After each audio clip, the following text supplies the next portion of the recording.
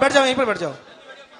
ओम नमः सिद्धेभ्यः, ओम नमः सिद्धेभ्यः, ओम नमः सिद्धेभ्यः।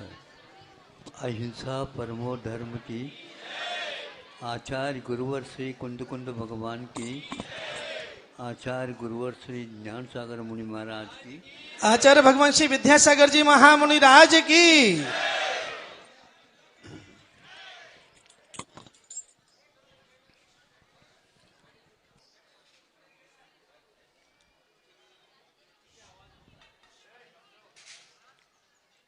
आप लोगों ने सुना होगा या पढ़ा होगा, देखा तो नहीं होगा, वह आपके सामने रखना चाहता हूँ।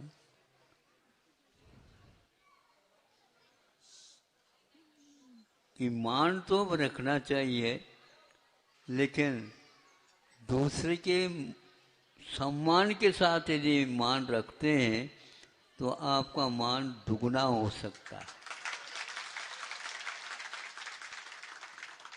दूसरे के मान करने से, सम्मान करने से भी हमारे आचार्यों ने सम्यक दर्शन की उत्पत्ति में कारण और उत्पन्न सम्यक दर्शन विकास की ओर बढ़ता है, ये भी कहा गया है। वह वात्सल्य के रूप में, अनुकंपा के रूप में और किसी प्रकार के आश्रय आदि देने की अपेक्षा से। तो यह 3 इंच गतियों में भी परंपरा चलती है, चली है। आप समझते होंगे मान सम्मान इत्यादि केवल मनुष्यों में ज़्यादा है। हाँ, मान सम्मान के योग्य कार्य तो कम करते हैं, तो मान ही ज़्यादा चाहते हैं, इसलिए यहाँ पर रूढ़ हुआ है। मैं आपको एक बात कहना चाहूँगा कि 3 इंच गति में भी वह चलती है परंपरा। देखने को तो इसलिए नहीं है कि वह जंगल में ही घटित होता है, इधर नहीं आ पाते वो प्राणी। सिंह होता है और उसका भी अपना परिवार रहता है। अब परिवार रहता है तो जो नर मादा के रूप में रहते हैं सिंह सिंगिनी, वे अपने परिवार को अपने ढंग से पल्लवित करते रहते हैं। अब गर्भवती सिंगनी हो गई मान लो, उसको लेकर के यहाँ पर चित्रण किया जा रहा है। वह सिंह भी उसका संरक्षण करता है और सिंगनी स्वयं भी गर्भस्थ शिशु का वो पालन पोषण करती है। उसके योग्य वह खुराक आदि ढूंढती है और ये सिंह भी ढूंढ ढूंढ करके लाता है, खिलाते हैं, पिलाते हैं, निगाह रखते हैं। सिंगनी विशेष सिंह के भी निगाह रखती है और सिंह भी विशेष सिंगनी का भी वह निगाह रखता है। तो निगाह तो समझते हैं आप लोग, तो उसके लालन पालन करने की अपेक्षा देख रेख जिसको बोलते हैं, देख रेख करते रहते हैं। तो सिंह उसके लिए कोई तकलीफ आदि ना हो ये तो है ही, लेकिन उसके पीछे दूसरा और भी विशेष बात है।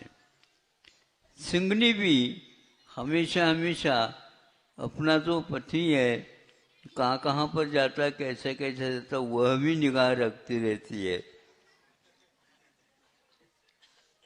दोनों आपस में समझते भी होंगे कि एक दूसरे के निगाह में एक दूसरे हैं।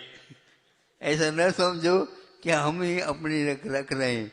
दूसरे वाला ये शतरंज के खेल आपने देखा होगा। हाँ, तो वह अपने संरक्षण के साथ दूसरे के ऊपर वार करना होता है, आक्रमण करना होता है। आप तो पर के ऊपर आक्रमण ही ज़्यादा करना चाहते हैं, लेकिन आत्म संरक्षण उस खेल में और ज़्यादा आवश्यक है।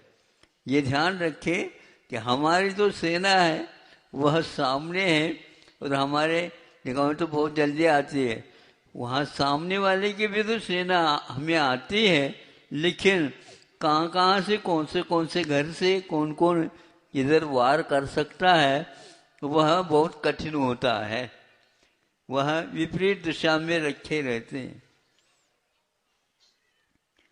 अब देखो, जैसे जैसे वह गर्भवती हुई तो वह दोनों इस ढंग से चल रहे हैं, आत्मरक्षण और पररक्षण के साथ। जब बिल्कुल ही प्रसूति के दिन पास आ जाते हैं तो विशेष यह निगरानी और ज्यादा हो जाती है।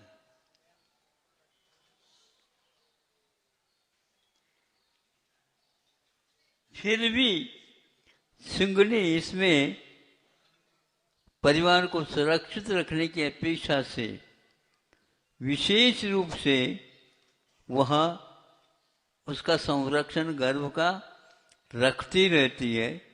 और सिंह जो है इसको चाहता नहीं। क्या हुआ? हाँ, परिवार नियोजन होता नहीं आप लोगों की यहाँ नहीं समझे?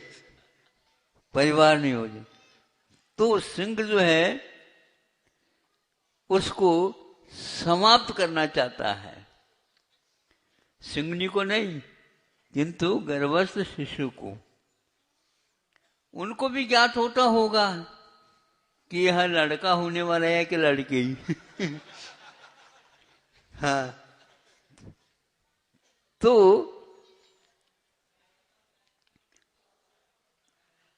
वह सिंघनी कुछ दिन पूर्व से ही कहाँ पर प्रसूति करना देना है बच्चे को जन्म, तो निगाह रखती थी।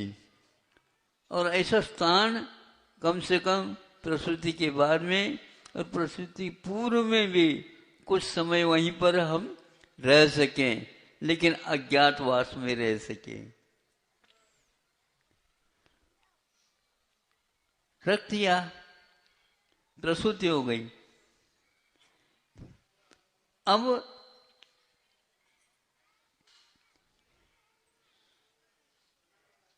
प्रसूति के बाद वह 2-3 मान लो शिशुओं को उसने जन्म दे दिया।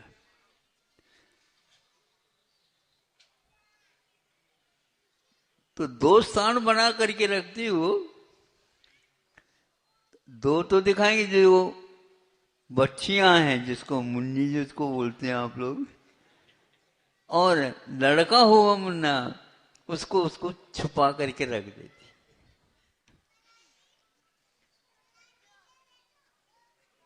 मतलब राजकुमार का एक प्रकार से संरक्षण वह पत्नी करती थी, रानी, किंतु राजा इस पक्ष में नहीं रहता था, क्योंकि जो लड़का हुआ है, कुमार जिसको बोलते हैं आप, तो वह इस वन का राजा बनेगा। सुन रहे हो? अपनी सीट सुरक्षा कर रहा है उसमें किसी भी प्रकार से वह मोह नहीं करता और परिवार का विकास की अपेक्षा से वह सिंघनी उसको तलाश बहुत करता रहता है, लेकिन ठिकाना नहीं मिलता। अब जब वह बड़ा हो गया तो फिर सामने आ गया, तो पूछा कि कैसे तुम कहाँ रखे थे इसको? रखना पड़ता है, क्योंकि यहाँ पर वंश की परिकल्पना अथवा योग्य व्यक्ति की संरक्षण की बात दो होती हैं। तो राजा वही हो सकता है जो राजा के योग्य कार्य करे। मतलब उस सिंह के माध्यम से भी आप लोगों के लिए विधायक महोदय, सांसद महोदय, मंत्रिमंडल के योग्य, प्रवेश के योग्य ये दोनों, राज्यसभा के भी सदस्य, नहीं समझे, ये जैसे व्यवस्था आप लोगों में है वैसी व्यवस्था वहाँ पर भी चलती रहती है, बहुत सुयोग की चलती रहती है। वन में ऐसा कोई भी व्यक्ति घुस नहीं सकता। और वन के जो है ना पेड़ पौधे काटने के लिए कोई आ जाए तो वह तैयार हो जाएंगे फौज। इस प्रकार वन की रक्षा शेर आदि के माध्यम से होती है। और शेर की रक्षा वन में जो वृक्ष हैं घना, तो उसके कारण उनकी रक्षा हो जाती है। ये संरक्षण की और संरक्षित की दोनों की वह परंपरा आज की नहीं बहुत दिन की है। जब ये ज्ञात हुआ कि यहीं पर था, लेकिन उसको इस ढंग से रखे थे तो उसमें हवा भी नहीं पहुंच सकती, पानी नहीं पहुंच सकता, और वो कोई व्यक्ति के निगाह में या और कुछ नहीं है, कुछ होगा। सेना की रक्षा के लिए वर्दी तो रहती है, लेकिन वनस्पति के पोशाक पहनाव जैसे लगता उनका। ऐसा क्यों? जंगल में रहना होता है और वह कोई टहनी होगी, शाखा होगी, नहीं समझे, पेड़ पत्ते के जो हैं फूल इत्यादि को होंगे, ऐसा रहता तो है वह सेना एक सदस्य के रूप में। लेकिन दूर से देखेंगे तो वो पेड़ है, वो है, ये है। इसी प्रकार उन लोगों ने इसको रक्षित किया था। ये ऐसा क्यों होता है? अपने परिवार का रक्षण तो आवश्यक है, लेकिन परिवार का रक्षण होते हुए भी वह राजकुमार के योग्य है क्या नहीं, यह रखना चाहिए, आवश्यक है। किंतु माँ जो होती है संतान का पालन मुख्य है, किंतु बाद में वह राजकुमार और रानी वो बाद में देखा जाएगा, ऐसा होता। इस पाठ से हमने यह कि यह मनुष्यों को उससे सीख लेना चाहिए। जो आज अराजकता हो रही है, सब बन तो जाते हैं, शपथ तो लेते हैं, लेकिन शपथ लेने के उपरांत भी वो ऊंचा ही जैसा लगता है, ऊपर जैसा ही है। लेकिन तिरंचों में कभी भी ऊंचा ही नहीं होती है। यह राजनीति उस मृगेंद्र से सीख लेना चाहिए। वो मृगेंद्र कहता है हम इस वन के रक्षक मुख्य रूप से राजा के रूप में हैं, तो हमारे वंश में ऐसा कोई भी व्यक्ति न निकले तो अपने स्वार्थ की ओर चला जाता हो। वो भी जंगल को ही सुरक्षित रखते हैं, परिवार को सुरक्षित रखते हैं, तो अपना ही परिवार नहीं, पूरा जंगल ही परिवार समझ करके चलते हैं। वसुधैव कुटुंबकम जो कहावत है कि वसुधा मेले धरती ही अपना परिवार कुटुंब होता है, ऐसा समझना बहुत विशालता की आवश्यकता है। आज अपने और कुछ धन धान इत्यादि की विशालता तो आप चाहते हैं, लेकिन नीति न्याय के अनुसार चलने वाले संतान की विशालता, उसको पल्लवित करने का भाव आदि स्वार्थ के साथ तो हो जाते हैं, लेकिन परमात्मा के साथ होना चाहिए। भारत की नीति में यह बहुत मद्देनजर रख कर के इसका पालन पोषण किया गया है। आज चूंकि लोकतंत्र होने के कारण उसमें कई प्रकार की कमियां आ जाती हैं। ये निश्चित है, परिवार है, बड़ा है छोटा होता रहता है, उसमें कमियां आना स्वाभाविक है। लेकिन पानी में यदि मान लो काई होती है तो उस काई को होने के कारण कुछ साफ सफाई भी होती है। साफ सफाई कैसे है? तो ऊपर से जो है इधर उधर की कूड़ा कचरा नहीं आ पाता, थोड़ी सी काई जम जाती है, लेकिन काई को दूर करने के भी उपाय होते हैं जिसके द्वारा पानी नीचे का साफ सुथरा निकलता है।